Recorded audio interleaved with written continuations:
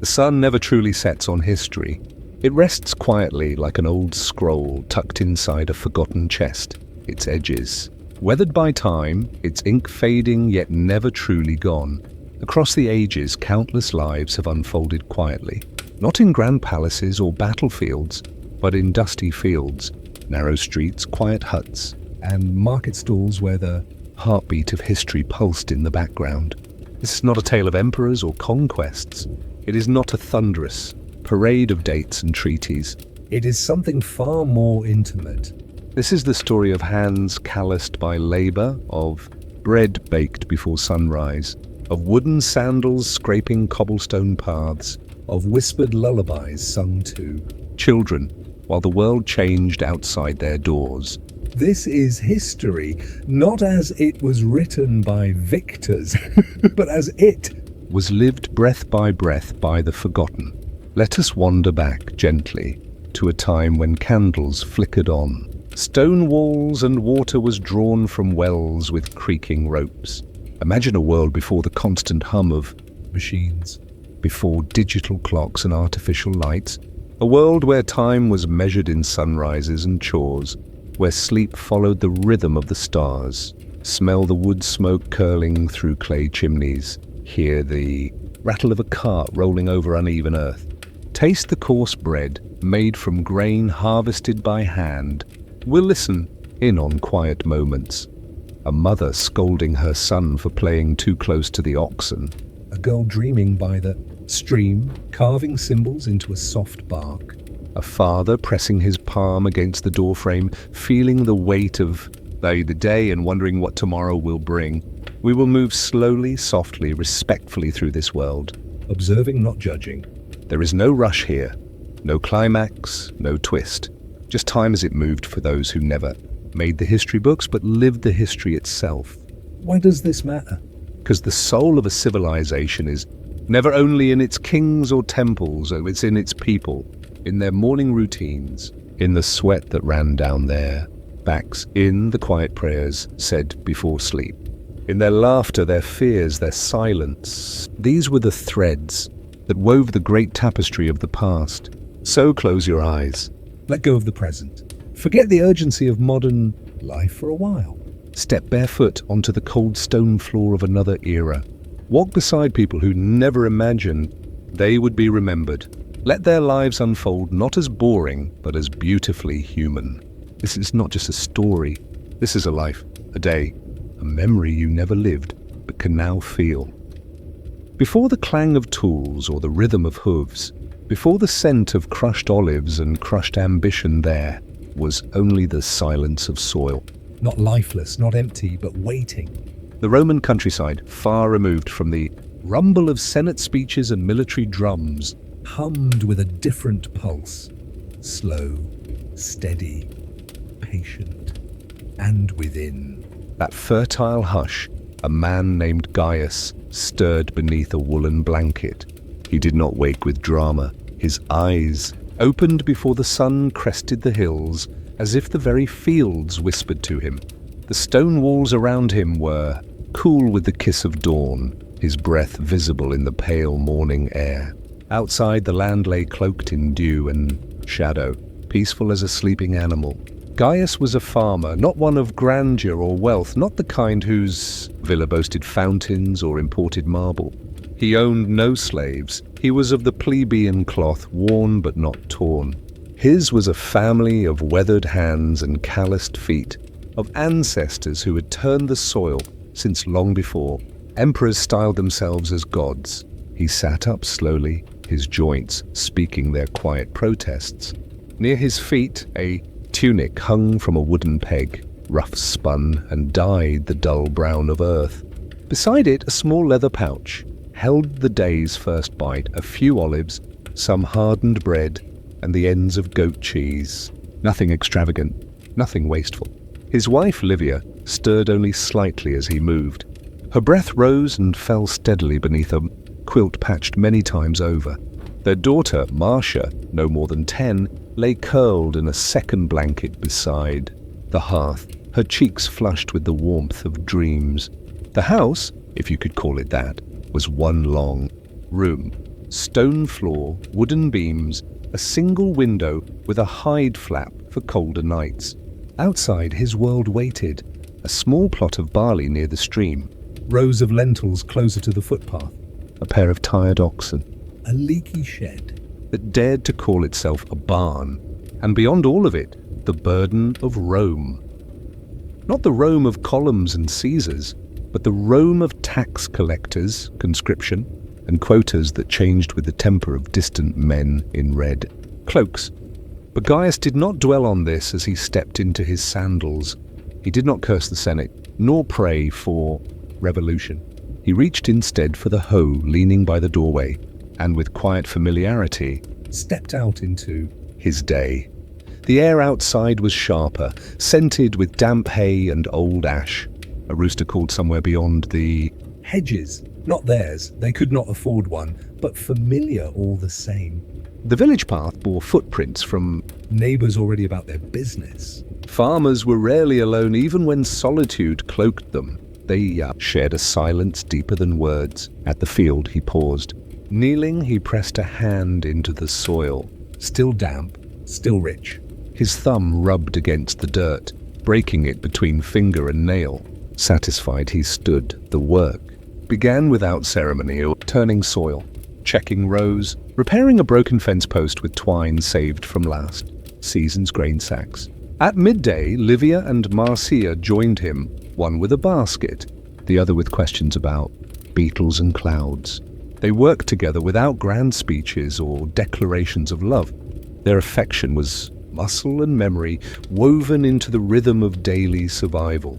By evening, the field lay changed, not conquered, but nudged gently toward growth. The sun dipped low, gilding the hills with orange and gold. A neighbor waved.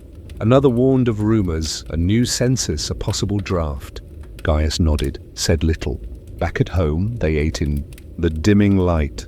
Lentils stewed with onion and vinegar, a crust of bread. Livia spoke softly of wool she must trade. Marcia hummed a tune she learned from the old woman who sold apples in the square. Gaius listened. He watched them, and for a long time said nothing at all. Later, as stars blinked above and the fire cracked low, he sat outside on a stool carved by his father. The land stretched before him, dark, endless, waiting once more. He held in his chest not ambition or hope, but something quieter. Endurance. Not all Romans wore laurels, some wore dirt. And under the moonlight, that dirt shone like armor. You are already awake, not because you want to be, but because life in the Roman countryside waits for no one. The smell of yesterday's ashes and damp straw greets you first. Your sleeping space is humble, a wooden frame, filled with hay, a coarse wool blanket, and your own limbs tangled from a night spent tossing over thoughts of weather taxes and whether your neighbor might finally sell you that mule he's been bragging about. You are not wealthy, but you are not desperate either. You are a Roman farmer. Your wife has already risen. You can hear her in the adjacent room, stirring the pot hanging over the small hearth. She hums an old tune, one you think you remember your grandmother singing. She grinds barley into porridge, carefully rationing the last of the honeycomb to drizzle a touch of sweetness into the pot. There's no rush in her movements, yet no laziness either. Life has trained her hands to be both precise and patient. The children, 2 boys and a girl, begin to stir. Your eldest, barely 10, is tasked with checking on the hens and collecting eggs. Your daughter sweeps the stone floor, using a broom made from bundled twigs. The youngest boy, still sleepy-eyed, clings to his mother's tunic until she hands him a cup of watered-down wine. It is customary, even children drink wine, though diluted. Water. Alone is often unsafe. The boy sips it slowly as if understanding its worth. Before the sun climbs fully into the sky, you step outside. A golden hue bathes your small plot of land, your world. You own this villa rustica, though the term villa exaggerates the comforts. It's no palatial estate. It's a farmhouse, stone walls, a thatched roof, 2 rooms for sleeping and 1 for everything else. Attached to the house is a small shed where tools hang. and seeds are stored in clay jars. Beyond that, rows of crops stand in disciplined formation. Wheat, barley, and perhaps a few rows of lentils or chickpeas. Your field is a living schedule, rotating crops season by season to maintain the fertility of the soil. This knowledge isn't modern. It's ancient, passed down through generations. Your morning begins with inspection. You walk the lines of green, looking for signs of disease, weeds, or insects. You crouch down and press your fingers into the soil. It's damp, not too much, just enough. Good. The gods have been fair this week. A neighbor passes by, nodding. You nod back. Words are few this early in the day. Everyone has their own worries, their own chores. Conversation will come later, perhaps at the taverna or when the overseer visits. Returning to the farmhouse, you find your wife has packed a satchel for you, a hunk of hard bread, some goat cheese wrapped in fig leaves, and a pouch of dried figs. You sling it over your shoulder, kiss her cheek, a brief but meaningful exchange, and head to the tool shed. Your plough waits. It's a heavy wooden contraption tipped with iron. Not every farmer has one this good. You bought it 2 years ago, saving sesterces each month. It was worth it. Attached to it is a mule, stubborn but reliable. You whisper encouragements into his ear before leading him to the field. The ploughing begins. With each step forward, you feel your muscles resist. The earth fights back. Rocks catch the blade. Roots gnarl around it, but you continue. The act of farming in Rome is not merely labor, it is ritual, repetition and resilience. You know when to push harder and when to ease off. Your body understands the land. As the sun rises higher, beads of sweat collect at your temples. You pause to wipe them away with the back of your sleeve. A group of birds lands nearby, pecking at seeds you dropped. You don't chase them away. Nature, after all, takes its share. You accept this as part of the deal. At midday, you pause for rest under the shade of an olive tree. You chew your bread slowly, eyes scanning your progress. The plough has carved neat, dark lines through the golden crust of the earth. There is pride in this. You are not rich, but you are free. You work your land, feed your family, and owe loyalty to no master, except the gods and perhaps the tax collector. Your son joins you briefly, delivering a small clay jar of water. He's out of breath, cheeks red, eyes wide with excitement. He found a snake in the chicken coop. Not poisonous, but he felt like a hero for scaring it away. You ruffle his hair. He beams. The afternoon is quieter. The heat presses down, slowing your movements. Even the mule seems to groan more, but you persist. The furrows grow longer, straighter. You pause occasionally to sharpen the blade or readjust the harness. Farming is not about speed, it's about patience and consistency. Later, the wife calls out from the doorway. She holds up a basket of fresh laundry, washed in the nearby stream and dried. On a line that stretches between 2 fig trees, even chores carry a rhythm.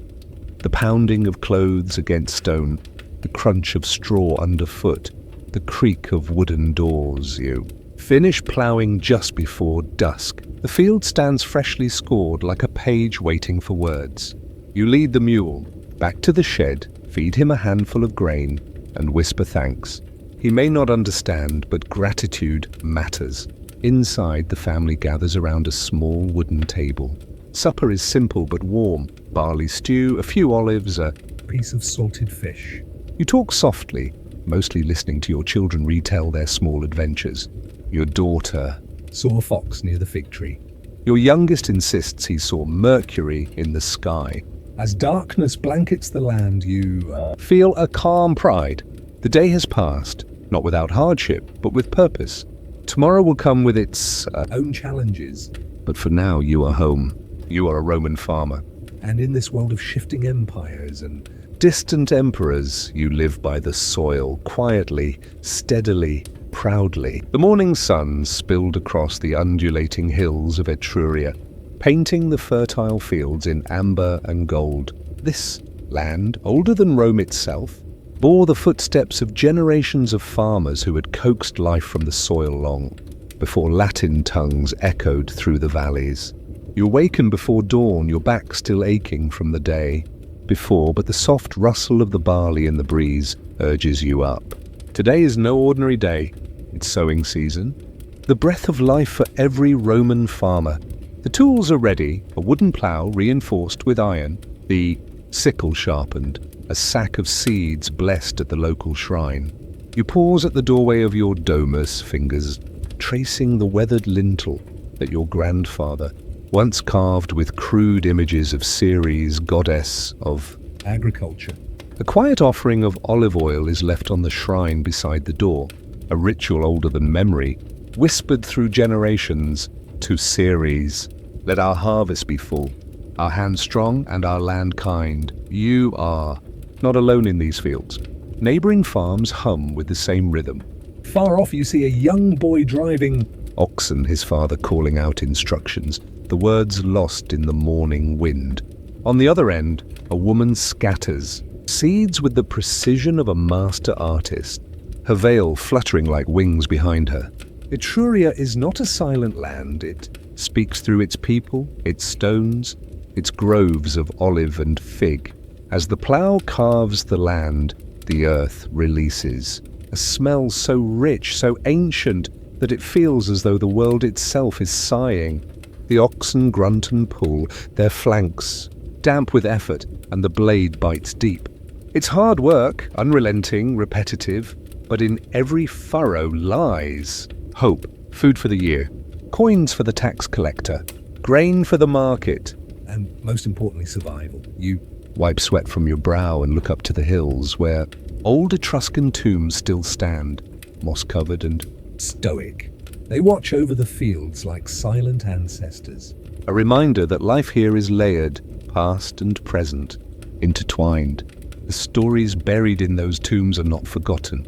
Sometimes elders tell of voices heard at dusk, whispers in the wind that teach when to plant, when to wait, when to beg the gods for rain.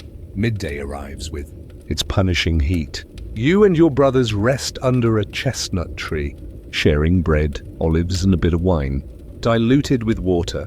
There's laughter, complaints, and always gossip about the merchant who cheated weights in the forum, the neighbor who lost 2 goats to wolves, and the magistrate's new mistress with hair like spun gold. The land may demand much, but the people refuse to give up joy. In the afternoon you tend to the vines. The grape harvest is months away, but now is the time to prune, to bind, to encourage growth. Viticulture is delicate, equal parts science and prayer.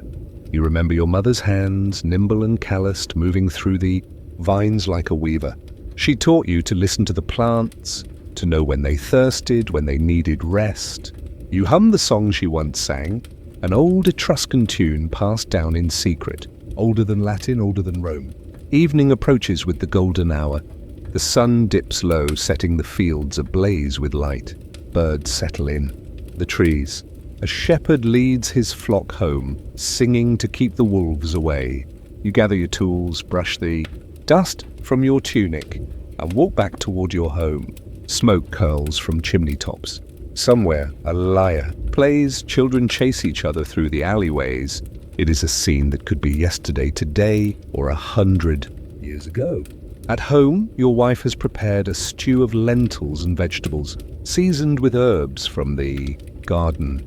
There is not much meat, but the meal is warm, filling and shared. Your daughter sits on your lap as you tell her about the day, and she listens with wide eyes, already dreaming of becoming a farmer like her parents. You wonder if she'll remember these stories, these fields, these seasons. As night descends and stars pierce the sky, the land falls silent again. You kneel once more at the household shrine, thanking Ceres and the Lares for another day. In this ancient place, every sunset is both an ending and a beginning, a reminder that life is cyclical like the seasons, like the furrows in your field, like the stories passed down beside the hearth. Tomorrow, the whispering fields of Etruria will call again. And like every Roman farmer before you, you will answer. The first golden streaks of light had only just begun to creep over the hills when you stirred awake. Your body ached faintly from the toil of yesterday's ploughing. but the scent of roasted barley and the distant clinking of pottery stirs you fully. Today isn't like any other day, it's market day. The Roman countryside remains mostly quiet in the early hours, save for the rustling of leaves and the muted calls of livestock. But near the village crossroads, life begins to gather. Men, women, children, even elderly villagers all have something to sell, trade, or seek. The market is not only a place of commerce, but a social and cultural event, a tapestry of Roman rural life woven tightly into your week. You splash cold water on your face from a terracotta basin, throw on a fresh tunic, and tie your belt with practiced ease. The tunic is nothing fancy, woolen and roughly spun, but today it feels like armor. You load your cart with bundles of dried herbs, a few baskets of fava beans, and 2 jars of fermented fish sauce, garum, a delicacy you've perfected. Your wife adds a woven basket filled with dyed wool. Your youngest child, still drowsy, clutches your leg, watching quietly as you prepare for the journey. The road to market is not long, but it's lively. You pass other farmers, carts creaking under the weight of produce, cheese, amphorae of olive oil, and clay figurines. The road is a reminder, though each farmer lives in his own plot, you are part of something bigger, an unspoken alliance of trade and survival. As you near the marketplace, you see Roman officials under a shaded pergola. They are there to enforce weights and measures, ensuring fairness and upholding the emperor's laws. Even in the countryside, the presence of Rome is undeniable. The market itself is a whirl of sound, color, and scent. Stalls are packed tightly together, each with their own style. Some sellers shout their wares, waving hands and samples to passing shoppers. Others, like the silent fishmonger, let the scent of salted mullet do the work. Clay pots clink, chickens squawk in cages, and the sweet smell of honey cakes wafts from a small bakery stall. Run by a freedwoman and her son. You set up your space quickly. Your daughter arranges the wool into neat spirals. Your son lines up the garum jars with care. Then the waiting begins, but not for long. A villa steward approaches, interested in your herbs. He inspects them like a general inspecting troops, pinching leaves, sniffing, even biting one before nodding with approval. You barter. He wants more for less. You hold firm. The price you ask is fair, and you know it. After a tense pause, he concedes and agrees to take 3 bundles. Bartering is an art in the Roman market. There is drama in every trade, a dance of offers, counters, and subtle expressions.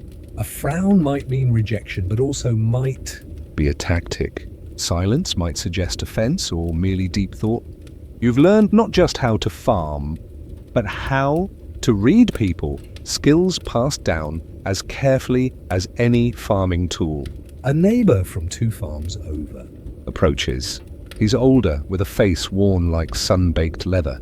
You exchange news, crops, rumors from Rome, a temple feast scheduled for next week. These conversations aren't idle chatter. They're the glue of rural Roman life, binding farmer to farmer through shared knowledge and warning. A Roman soldier, perhaps on leave or posted nearby, browses your garum. He grimaces at the smell but nods in approval. He buys a jar for his mother. That's the thing about garum, it's pungent but essential to Roman kitchens. You smile as he walks off, coin in hand. One more sale. One step closer to affording a new plough blade. In the heat of midday, the market surges with activity. Musicians arrive with lyres and reed flutes, drawing crowds with simple melodies. A group of children perform a small theatrical reenactment, likely of a myth or local tale, delighting parents and passers-by. You see a senator's retinue pass through, a reminder that even the elite must eat. Though he does not stop, his steward takes notes and collects samples. Perhaps your garum might one day sit in a patrician's kitchen. Lunch comes as a shared meal with other farmers.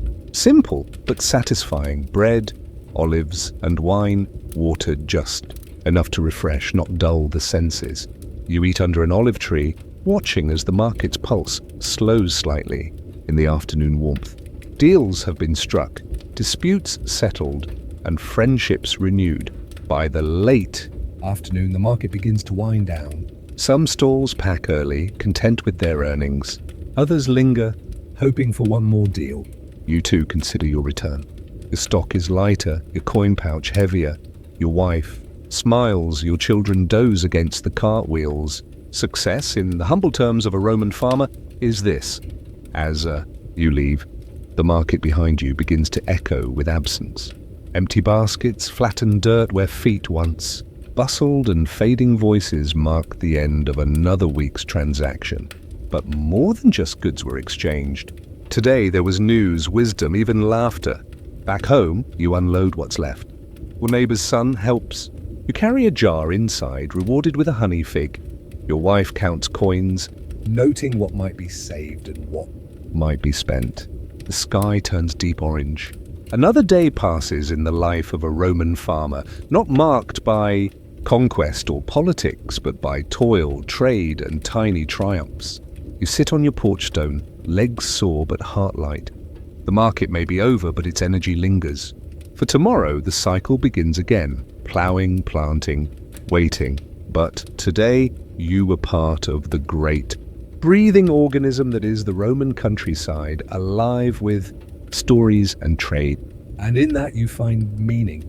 The golden sunlight warms your skin as the 5th hour of the Roman day nears its peak. Cicadas buzz in the distant olive groves, their sound blurring with the creaking of leather straps and wooden wheels from carts, trudging past your modest plot of land.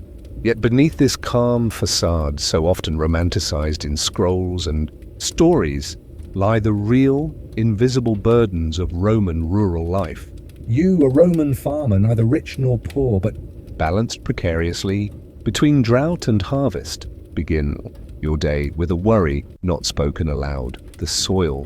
Beneath your sandals may seem generous in the spring, but its patience is wearing thin under the late summer. Son, your father once told you that land in Latium is like a proud woman. Give her your devotion, and she may give you olives. Give her nothing, and she will give you rocks. And rocks, it seems, are all you've found these past few weeks. Your oxen, though aging and leaner than you'd like, plod forward dutifully, dragging the aratrum, your wooden plough, across the thirsty earth.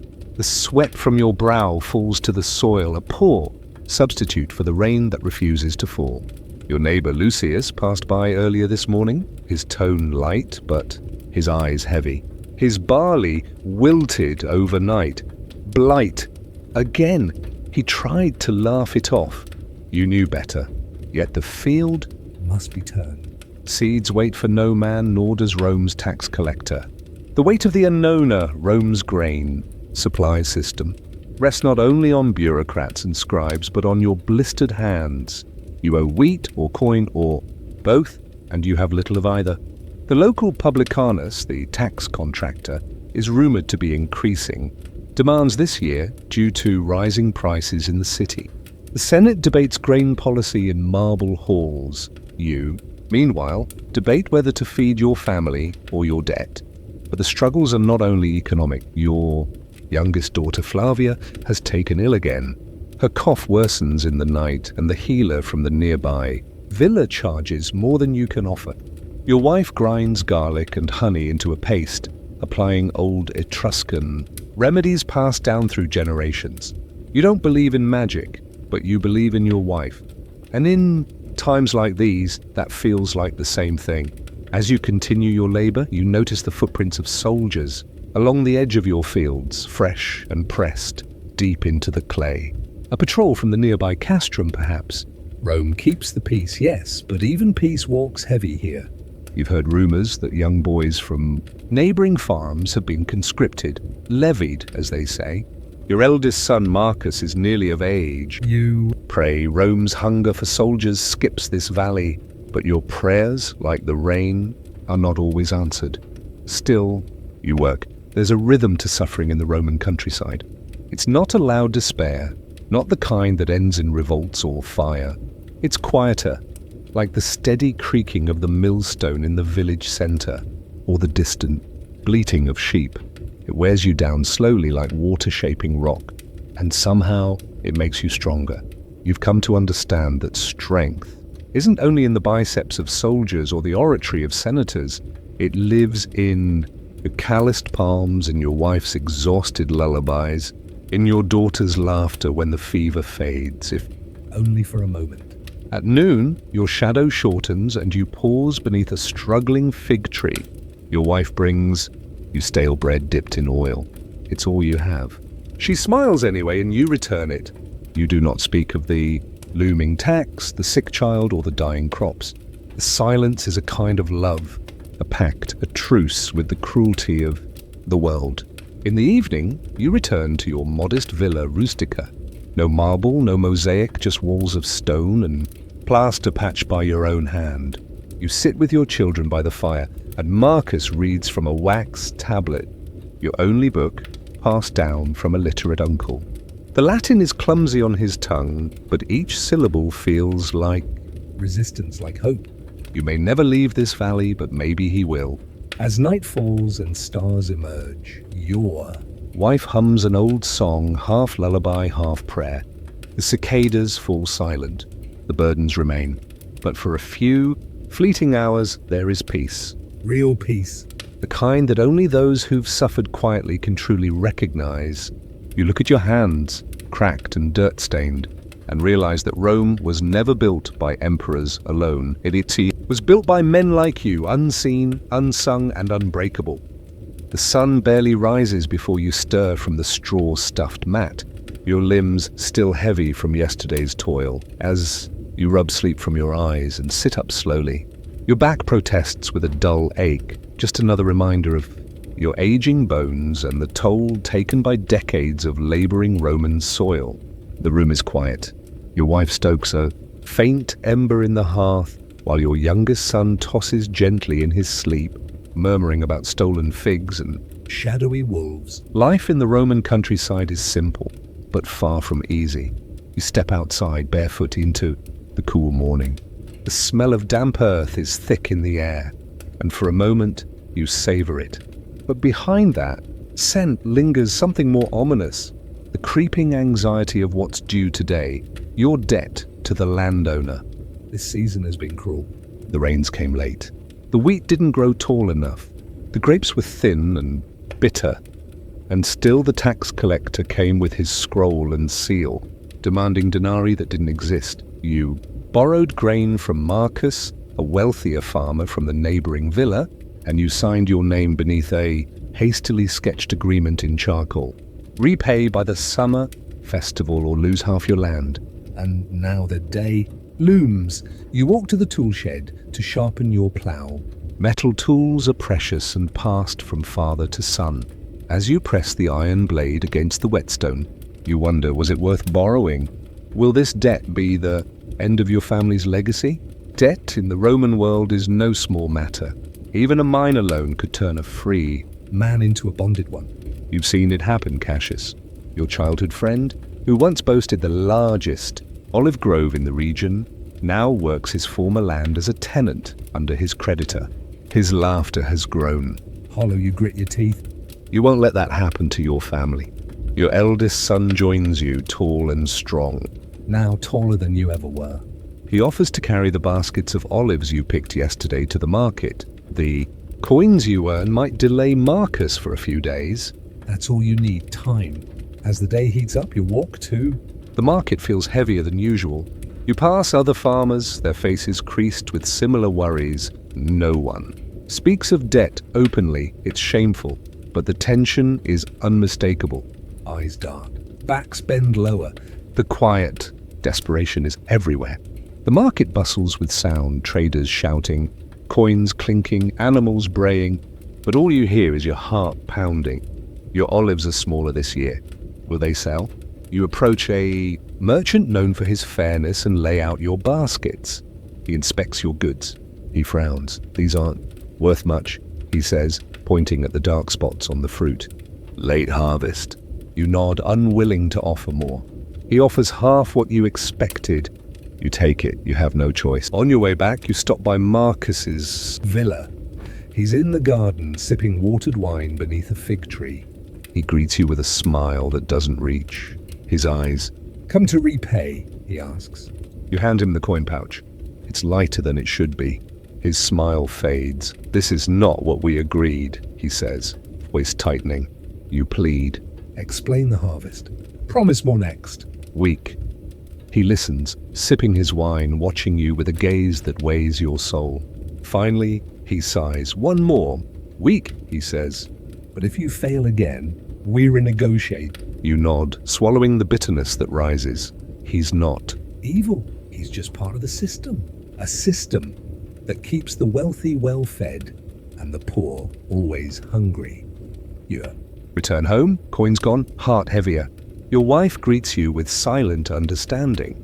She saw this coming. She always sees further than you do. That night, as the stars scatter across the dark sky, you sit by the fire and think about the old stories your grandfather told, of a time when Roman farmers were noble, when land was free, when the Republic stood tall and debt was rare. Now the Republic is memory. Empire has changed everything. And while roads and aqueducts stretch across the land, so do chains of obligation, invisible, binding. You look at your son. He deserves more than this. But how? You consider sending him to the city. Rome is chaotic, yes, but full of opportunity. Perhaps he can learn a trade, escape the farm's chokehold. Perhaps he can be free of debt, or perhaps, like so many others, he'll end up lost in the crowd, swallowed by the same machinery that's grinding you down. Debt isn't just a contract. It's a shadow. It lengthens at dusk, stretches into dreams, and wraps around the future. You feel it tightening. And still, the rooster will crow tomorrow. And you'll rise, because you must. Because the land calls. The debt looms, and you are a Roman farmer. The sun had dipped low over the quiet hills of Latium, painting the sky in shades of copper and violet. The wind moved gently through the wheat fields and olive groves, whispering stories long forgotten by the world, but not by you. In your small Roman villa tucked behind a low stone wall, you sat cross-legged beneath an ancient olive tree. The very tree your grandfather claimed was planted by a soldier returning from Gaul. Its bark was cracked with age, and the ground beneath it was worn from years of silent company. This was your evening ritual here. Between dusk and darkness, the world slowed, softened, and sometimes even spoke. Your mother had once said. The tree listened. You hadn't believed her. But over the years, you began to feel it. The strange hush in the leaves, the way your thoughts grew heavy in the twilight. And tonight, as the shadows lengthened, you felt it. Again, the tree wanted to tell you something. Life on the farm had grown tense. The rumors from the nearby town were no longer whispers. They were real. Rome was changing. The Senate was arguing more than ever. Taxes were rising again, and the merchant roads had grown unusually quiet.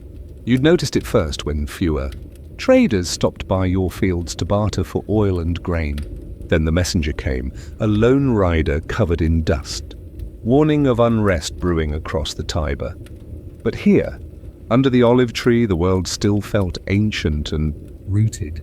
You closed your eyes and remembered the old tales your grandmother used to tell, stories of ancestors who spoke with the gods, of spirits that lived in the fields, and of seasons when Rome's people truly danced with the earth. You missed those stories. You missed her voice. That night you had a dream. In the dream, the tree was no longer old.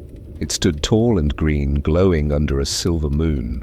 And under it sat a woman you had never seen before, her eyes clouded, her skin dusted with ash, and her hands full of tiny black seeds. You've forgotten, she whispered. What? You asked in the dream, stepping closer. You've forgotten who you are. Not just you, all of you. The soil grows weary of your fear. The ground trembled beneath her feet. You looked down. Tiny cracks formed, and from them, golden wheat began to sprout. Fast, wild, out of season.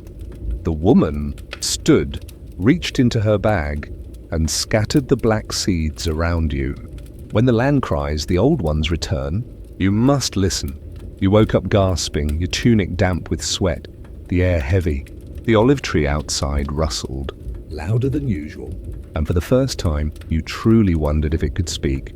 The next day, you sought out old Gallus, the hermit farmer who lived on the ridge. He was nearly blind, but everyone said his ears could still hear the truth. When you told him about your dream, he didn't laugh. He nodded slowly, stroking his long white beard. "I dreamed of her once," he said. "When I was your age. She only comes to those the earth chooses." The sun had dipped low over the quiet hills of Latium, painting the sky in shades of copper and violet. The wind moved gently through the wheat fields and olive groves, whispering stories long forgotten by the world, but not by you. In your small Roman villa tucked behind a low stone wall, you sat cross-legged beneath an ancient olive tree. The very tree your grandfather claimed was planted by a soldier returning from Gaul. Its bark was cracked with age, and the ground beneath it was worn from years of silent company. This was your evening ritual here. Between dusk and darkness, the world slowed, softened, and sometimes even spoke. Your mother had once said. The tree listened. You hadn't believed her. But over the years, you began to feel it. The strange hush in the Leaves, the way your thoughts grew heavy in the twilight. And tonight, as the shadows lengthened, you felt it. Again, the tree wanted to tell you something. Life on the farm had grown tense. The rumors from the nearby town were no longer whispers. They were real. Rome was changing. The Senate was arguing more than ever. Taxes were rising again, and the merchant roads had grown unusually quiet. You'd noticed it first when fewer traders stopped by your fields to barter for oil and grain. Then the messenger came, a lone rider covered in dust, warning of unrest brewing across the Tiber. But here, under the olive tree, the world still felt ancient and Rooted. you closed your eyes and remembered the old tales your grandmother used to tell. Stories of ancestors who spoke with the gods, of spirits that lived in the fields, and of seasons when Rome's people truly danced with the earth. You missed those stories. You missed her voice. That night you had a dream. In the dream, the tree Was no longer old. It stood tall and green, glowing under a silver moon, and under it sat a woman you had never seen before. Her eyes clouded, her skin dusted with ash, and her hands full of tiny black seeds. "You've forgotten," she whispered. "What?" you asked in the dream, stepping closer. "You've forgotten who you are. Not just you, all of you. The soil grows weary of your fear." The ground trembled beneath her feet. You looked down. Tiny cracks formed, and from them, golden wheat began to sprout, fast, wild, out of season. The woman stood, reached into her bag, and scattered the black seeds around you. When the land cries, the old ones return. You must listen. You woke up gasping, your tunic damp with sweat, the air heavy. The olive tree outside rustled, louder than usual. and for the first time, you truly wondered if it could speak. The next day, you sought out old Gallus, the hermit farmer who lived on the ridge. He was nearly blind, but everyone said his ears could still hear the truth. When you told him about your dream, he didn't laugh. He nodded slowly, stroking his long white beard. "I dreamed of her once," he said. "When I was your age. She only comes to those the earth chooses." The sun had dipped low over the quiet hills of Latium, painting the sky in shades of copper and violet. The wind moved gently through the wheat fields and olive groves, whispering stories long forgotten by the world, but not by you. In your small Roman villa tucked behind a low stone wall, you sat cross-legged beneath an ancient olive tree. The very tree your grandfather claimed was planted by a soldier returning from Gaul. Its bark was cracked with age, and the ground beneath it was worn from years of silent company. This was your evening ritual here. Between dusk and darkness, the world slowed, softened, and sometimes even spoke. Your mother had once said. The tree listened. You hadn't believed her. But over the years, you began to feel it. The strange hush in the leaves, the way your thoughts grew heavy in the twilight. And tonight, as the shadows lengthened, you felt it. Again, the tree wanted to tell you something. Life on the farm had grown tense. The rumors from the nearby town were no longer whispers. They were real. Rome was changing. The Senate was arguing more than ever. Taxes were rising again, and the merchant roads had grown unusually quiet. You'd noticed it first when fewer traders stopped by your fields to barter for oil and grain. Then the messenger came, a lone rider covered in dust, warning of unrest brewing across the Tiber. But here, under the olive tree, the world still felt ancient and rooted. You closed your eyes and remembered the old tales your grandmother used to tell, stories of ancestors who spoke with the gods, of spirits that lived in the fields, and of seasons when Rome's people truly danced with the earth. You missed those stories. You missed her voice. That night you had a dream. In the dream, the tree was no longer old. It stood tall and green, glowing under a silver moon. And under it sat a woman you had never seen before, her eyes clouded, her skin dusted with ash, and her hands full of tiny black seeds. "You've forgotten," she whispered. "What?" you asked in the dream, stepping closer. "You've forgotten who you are. Not just you, all of you. The soil grows weary of your fear." The ground trembled beneath her feet. You looked down. Tiny cracks formed, and from them, golden wheat began to sprout, fast, wild, out of season. The woman stood, reached into her bag, and scattered the black seeds around you. When the land cries, the old ones return. You must listen. You woke up gasping, your tunic damp with sweat, the air heavy. The olive tree outside rustled, louder than usual. And for the first time, you truly wondered if it could speak.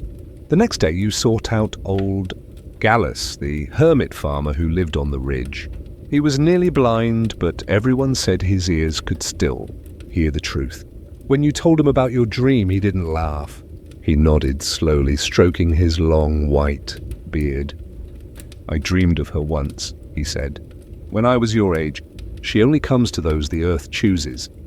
"Who is she?" "She has many names. In some tongues she's Terra, in others Ops, the mother." "The memory of the land itself." You stared at him, uncertain whether to be afraid or honored. Gallus leaned forward. "Did she give you anything?" You shook your head. "Only seeds." "Plant them," he said. "But not in your field. Plant them here, beneath the olive tree." And so that evening you did. One by one you pressed the tiny black seeds into the earth beneath the ancient tree. As you did, something stirred in your chest, not fear, but recognition, as if you'd done this before, long ago, in another life. In the days that followed, nothing grew. The seeds lay hidden, the soil undisturbed. But something had shifted. Your brother, who had long resisted helping with the harvest, suddenly rose early and joined you in the fields. Your neighbors, once suspicious and silent, began to stop by, with jars of honey, stories, and songs. Even the animals seemed calmer. The olive tree itself stood straighter. You began to write. Not grand letters or scrolls, but small things, notes, memories. You wrote about your grandmother's laugh, the taste of summer olives, the way your father's hands looked when holding a sick lamb. You tied them to branches with twine, one each day, as offerings. You didn't know if the tree read them, but you kept writing. One night, the woman returned. Not in a dream this time, but in a feeling. You were tending a candle by the window when the wind grew still. The flame didn't flicker. The silence pressed against your ears like a soft cloth. And in that stillness you heard her voice, not in words, but in warmth. "You remember now?" she said. You nodded. She was gone. But in the morning, green sprouts had burst from the seeds beneath the olive tree. People began coming to your home. Not for your grain or oil or wine, but for your words. They had heard of the tree, of the woman in your dreams. They came with questions, with sadness, with offerings. Some wept, some sang, others simply sat. Your land became a sanctuary, not because of riches or miracles, but because something sacred had returned, something forgotten. And though Rome beyond the hills raged louder than ever, you found peace in the rhythm of the soil, in the kindness of neighbors, and in the quiet whispers beneath the olive tree. The earth remembered you, and now at last you remembered her. The sun lingers low on the horizon, painting the sky with a weary orange, as if mimicking the heavy lids of a farmer after a long day's toil. In the quiet moments after the last row of wheat is turned, after the oxen are unyoked, and the soil settles beneath the hush of twilight, there exists a sacred pause, a silence stitched with reverence and routine. This is the hour when the Roman farmer, though coarse of hand and stoic in labor, becomes tender in soul. This is when he prays, not in marble temples nor before golden idols, but with bare feet, on the soil he has coaxed life from. The very earth that receives his sweat, his seed, and, one day, his bones. His faith is neither dramatic nor doctrinal. It is simple, intimate, and deeply entwined with the rhythms of the land. In this chapter, we step into the invisible sanctuary of the Roman farmer's spirit, where prayer is not performance but survival, an ancient whisper to the gods. The Roman world was a tapestry of gods, some majestic and distant, others close and personal. The farmer's relationship with them was as old as the plough itself. Every furrow he opened, every seed he cast, every harvest he drew, each was a silent invocation. His gods were practical: Saturn, the lord of sowing; Ceres, the goddess of grain; Tellus, the earth mother; Consus, the hidden god of storehouses. He didn't worship to display faith. He worshipped to survive. In the stillness of the pre-dawn or the hush of dusk, he would murmur small prayers, short, rhythmic, and sometimes inherited from generations. A whispered "Bona Dea, guard the roots," or a bowed head as he passed the family lararium, a modest household shrine, often nothing more than a clay alcove with tiny figurines and oil lamps. The household shrine, faith by the hearth. The lararium was the spiritual heart of the farmer's home. Unlike the grand temples of the city, this was a place of personal devotion. His prayers here were not for empire or glory, but for rain to fall, for pests to stay away, for his daughter to heal, for his son's safe return from conscription. He would light a candle with flint and dry moss, murmuring old words half remembered from his father. Sometimes he'd pour a splash of wine, other times a pinch of grain or salt. These offerings weren't about abundance, they were about intent. In these humble acts we find a kind of unshakable dignity. To offer from poverty is to worship from the soul. Seasonal rituals and rural festivals. Rural life was measured by the seasons, and each season brought its rites. In February there was Lupercalia, meant to purify the fields before planting. In April, Cerialia was celebrated, honoring Ceres with races, games and modest feasts, thanking her for the sprouting seeds. During Ambarvalia, a particularly sacred festival, a procession was made around the fields. Oxen, pigs, and sheep were led in circles and then sacrificed, their blood offered to protect the crops. Though participation in such rituals varied by region and wealth, the symbolism was universal: to walk the boundaries, to mark the land. With reverence for the farmer, these rites weren't pageantry. They were deeply emotional, often blending sorrow, hope, and ancestral pride. They were reminders that he was not alone, that his labor was woven into the fabric of the cosmos. Nature as scripture, with no scripture to memorize and no sermons to attend. The Roman farmer read the signs of heaven and earth as his sacred texts. A sudden wind shift might mean Apollo was displeased. A fox in the vineyard might be a sign from Dionysus. The cracking of ice at dawn, the shape of the clouds, even the way his dog refused to leave the barn. These were omens, divine whispers embedded in the natural world. Such beliefs may seem superstitious now, but they offered the farmer a sense of order in an often chaotic life. When locusts devoured his barley or hail flattened his vegetables, he didn't curse the sky in despair.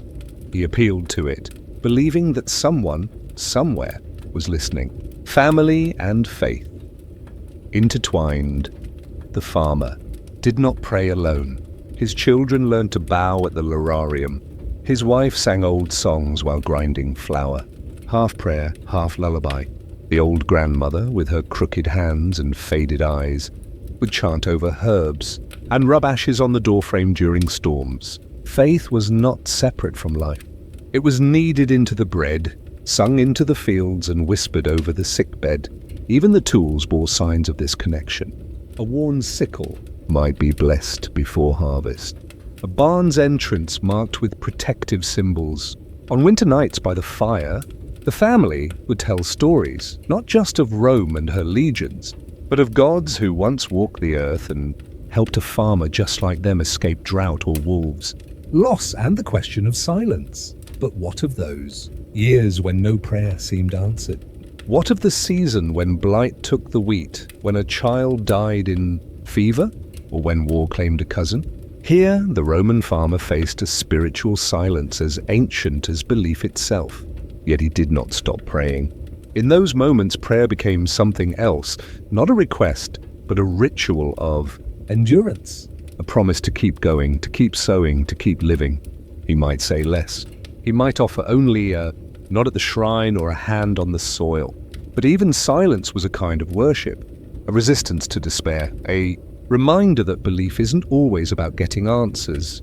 It's about remembering you are part of something larger, even if unseen. The last prayer. We imagine, perhaps, a farmer in his final years, his back bent not just from work but from time. He stands at the edge of his land, watching his son plough the same field he once walked. As a boy, the soil is the same, though deeper. The trees are taller, though familiar. He says nothing, only closes. His eyes, his lips part, barely a whisper, barely a word, but the earth understands. Because prayer, in the end, is not about the gods hearing us. It's about us remembering we belong. The summer heat finally breaks. The clouds roll in from the north, heavy and low, as if dragged across the sky by unseen ropes. The air grows damp and tense, and a hush settles across the countryside. You can feel it even in your bones. Something ancient and sacred is about to happen. When the first raindrops fall, they strike the dry earth with a hiss, releasing a scent so primal it seems older than Rome itself. Petrichor, the smell of wet dust, fills the fields. You, your family, your neighbors, everyone watches the sky. This is not just rain, this is life, survival, the reward of toil. For months, you have labored under the sun, sweating beside beasts and tools, watching seeds sprout into crops. Now the heavens return the favor. The children run outside first, shrieking, with joy, arms raised to the sky. Their laughter mixes with the whisper of rain on thatched roofs and the rustle of leaves drinking deeply. Your youngest splashes through a puddle with bare feet. The elders watch with folded arms and knowing smiles. They too remember that innocent joy, even if their bones now ache when storms roll in. The rain does not merely signal relief, it signals the harvest. At dawn the next day, the countryside stirs earlier than usual. The rain has passed, leaving behind glistening fields, cool breezes and saturated soil. The harvest moon will be full soon, and that means time is short. The harvest in the Roman countryside is not a romantic affair. It is war against time. The ripe grain must be gathered before rot, birds, or another storm can ruin it. You, like every farmer, know this. And so your tools are ready. Scythes sharpened, baskets mended, carts greased. The oxen are fed, your hands wrapped in cloth. Your back already bracing for the hours of bending and lifting. The family works together. Even the children, too small to scythe, gather fallen stalks or herd chickens away from the threshing floor. You work in shift, not for rest, but to coordinate the movement of food from field to storehouse, from vine to press, from stalk to bundle. Each step of the process has its ritual. In the grain field, you swing your sickle in a practiced arc, slicing through the golden stalks. The grain rustles dry and brittle, releasing the smell of sun-baked grass. Each bundle is tied with twine and stacked neatly into piles. These will be carried on the shoulders of men and women alike to the threshing floor, a flat, hardened patch of ground where the real magic happens. Threshing is no gentle task. You and others use flails, wooden sticks connected by leather, to beat the grain free from the husks. The sound is rhythmic, almost musical. Thud, swish, crack.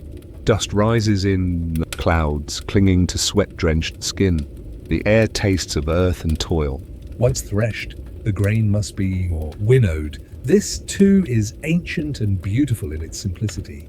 You toss the mixture into the air with flat baskets. The wind, carefully watched and used, carries away the chaff, while the heavier grain falls back into the basket. It's like dancing with nature, trusting the breeze to know what to keep and what to take away. At the end of the day, your muscles scream, your skin is raw, and your feet throb, but your eyes gleam.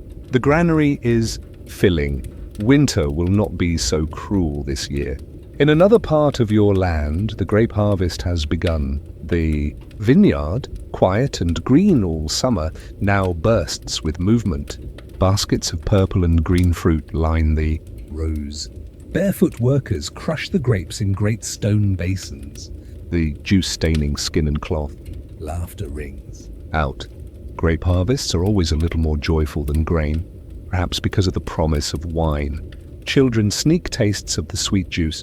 The older ones supervise the fermentation process, carefully transferring the liquid into clay amphorae, which are sealed and buried halfway into the earth to maintain coolness. This wine, if aged well, could be sold in the city. A profitable harvest might even buy a new cart or pay the tax. Collect without sacrificing a goat. You dream about that. The harvest is also a time of reckoning. You keep careful records. How much grain per acre? How many amphorae of wine? How much barley for the animals? This information is vital not only for survival but for taxation. The Roman authorities do not take kindly to forgotten bushels. Sometimes the taxmen arrive during the harvest itself, watching, counting, smiling in that tight Roman way that never means kindness. You offer them wine, bread, a place to sit. Hospitality is not optional. It is politics. Yet in the evenings, when the day's sweat is washed from your skin and the air grows cool, the village glows with firelight and song. People gather. There is bread, stew, wine, laughter. The old men tell stories of better harvest, or worse ones. The children fall asleep in laps. Musicians pluck lyres and blow. Reed flutes. Someone dances. Maybe you dance too. The hard truth of the harvest is this. It is brutal and beautiful, exhausting and essential. You do it not only to survive the winter, but to prove to the gods, to your ancestors, to yourself, that your hands still matter, that you still belong to this earth, even as empires rise and fall in the distance. As you lie in bed that night, your body sore but your heart full, you remember an old saying from your grandfather. The rain is not a gift, but it is a deal. The gods give it, and you give back with sweat. Tomorrow the work continues, but tonight you sleep with the sound of wind in the fields and grain in the storehouse.